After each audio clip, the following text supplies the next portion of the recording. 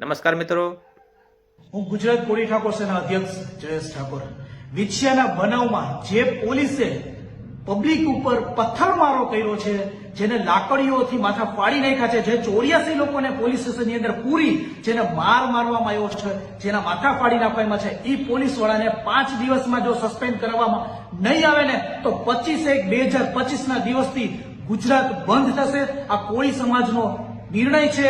શાંતિપૂર્વક ગુજરાત બંધ કરવામાં આવશે અને 25/1 પછી કોળી સમાજ દ્વારા વિછિયા મામલતદારે ધરણા કરવામાં આવે છે. જો શું સમાજના આગેવાનો જો શું સમાજના ન્યાય માટે લડવા ઉભા થાય તો પોલીસ દ્વારા પકડીને મારીને અંદર પૂરવામાં આવશે.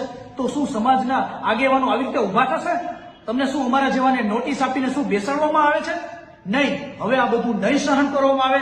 5 દિવસની અંદર જો પોલીસ વાળાને સસ્પેન્ડ કરવામાં નહીં આવે તો 25મી તારીખથી ગુજરાત બંધ કરવાનું આ એલાન કોળી સમાજ દ્વારા કરવામાં આવે. કોળી સમાજે 25 જાન્યુઆરીએ ગુજરાત બંધનું એલાન આપ્યું છે. કોળી સમાજ આક્રોશિત કેમ છે અને કેમ બંધનું એલાન આપવું પડ્યું? થોડા સમય પહેલા રાજકોટના જસદણના વિંછિયા તાલુકામાં થોરિયાળી ગામમાં એક ઘટના બની હતી. લેન્ડ ગ્રેબિંગની અરજી ઘનશ્યામભાઈ રાજપરાએ કરી હતી અને એ લેન્ડ ગ્રેબિંગની અરજી કરનાર કોળી સમાજના આગેવાન ઘનશ્યામભાઈ રાજપરાનો જીવ લેવાયો, કેમ કે હથિયારો મારવામાં આવે. આરોપીઓ એમના પર સતત હથિયારોથી વાર કર્યો, જેના કારણે એમનો જીવ ગયો.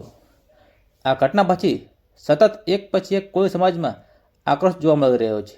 જ્યારે આ કેસની અંદર આ ઘટના બની પછીથી આરોપીઓ પકડાયા અને સરઘસ કાઢવાનો હતો એ સમયે પોલીસ સ્ટેશન પાસે લોકોનું ટોળું એકત્ર થયું.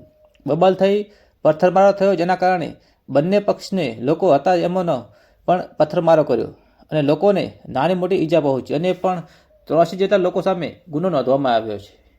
પોલીસ કર્મચારીઓ પણ ઈજાગ્રસ્ત થયા છે અને એ જ પોલીસ કર્મચારીઓએ ફરિયાદ નોંધાવી છે. તો લોકોને પણ નાની મોટી ઈજાઓ પહોંચી છે, પણ પોલીસે જે લોકોને પકડ્યા છે એમાં નિર્દોષ લોકો પણ સામેલ છે.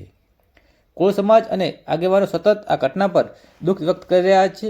કોળી ઠાકોર સેનાએ અલ્ટિમેટમ આપ્યું છે કે જે કર્મચારીઓ આ કૃત્ય કર્યું છે તેમને સસ્પેન્ડ કરવામાં આવે, તેમની સામે કાયદેસરની કાર્યવાહી કરવામાં આવે. જો 5 દિવસમાં પોલીસ સામે કાર્યવાહી નહીં કરવામાં આવે તો 25 જાન્યુઆરીએ ગુજરાત બંધનું એલાન એમના તરફથી આપવામાં આવ્યું છે.